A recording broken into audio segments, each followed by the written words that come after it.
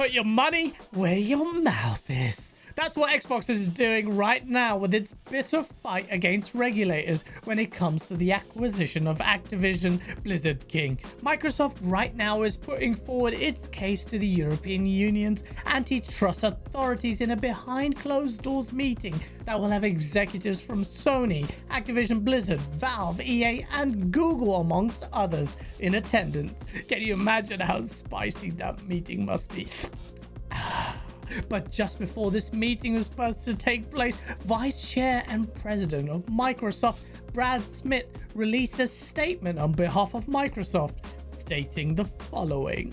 Microsoft and Nintendo have now negotiated and signed a binding 10-year legal agreement to bring Call of Duty to Nintendo players the same day as Xbox, with full feature and content parity. So, that first bit is interesting. We're still talking about a 10-year span for any proposed agreement. The same will also apply to Sony. There were some rumors and speculations suggesting that Microsoft would offer 15 years or more, but as of now, we can quite safely put that to bed. 10 years is still a very long time, and who knows how relevant Call of Duty even will be then. The second part is that Call of Duty will have feature and content parity with Nintendo. This basically tackles the concerns raised by Sony, and which some regulators have regurgitated as well. PlayStation and Nintendo players will have the same features and same content for all Call of Duty games going forward for a decade. So what is there left to complain about? The big one is price. Will the games release for the same price on all platforms? Microsoft could undercut the competition by offering it cheaper on Xbox. Well, why not? It's pro-consumer, yeah? But then there's the question. Then there's the question of Xbox Game Pass, and this is what really concerns Sony. In fact, a lot of PlayStation's contention around this deal is about Xbox Game Pass. Getting a full Call of Duty experience for the cost of a subscription to Xbox Game Pass is potentially a massive disruptor that could entice a significant proportion of the market to move towards Xbox. Whether that would actually happen is something to speculate, but the appeal of Call of Duty, particularly in the mass market, is undeniable.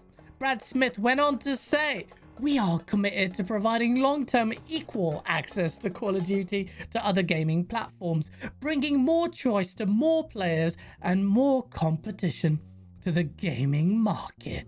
This makes it harder for regulators to side with Sony unless they really argue to protect the sanctity of competition. But the gaming industry is more than just Call of Duty, and these regulators should also be concerned with the benefits to, consumers. In fact, that should be their primary goal, no? This is a binding legal agreement between Microsoft and Nintendo, which will of course be a conditional one, subject to the deal going through. This is more than just a statement of intent, and now Microsoft has a much stronger case backed up by a signed covenant between it and a major platform holder. Brad Smith didn't really pick his words carefully when pushing out the tweet containing this statement though.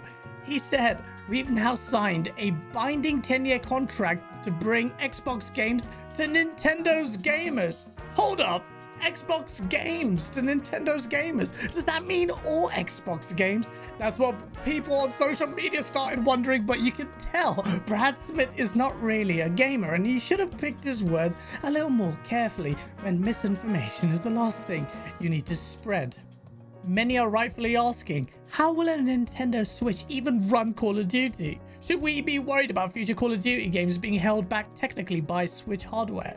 I'm hoping that the solution is to stream the games on Nintendo Switch over cloud as opposed to natively, unless Nintendo intends to have Call of Duty be present only in their future consoles whenever they're released.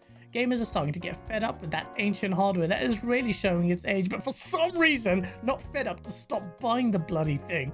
I've always said that despite the political motivations of regulators, namely the FTC, the deal on its merits is stronger in favor of Microsoft. With this agreement now with Nintendo, Sony has far less ammo to deploy in contesting it, but don't think that will pacify Sony. Sony really does not care about the 10-year thing. If it did, it would have at least answered Microsoft's calls or discussed or negotiated the deal. It hasn't done that, and it's instead hiding behind regulators, hoping the deal fails.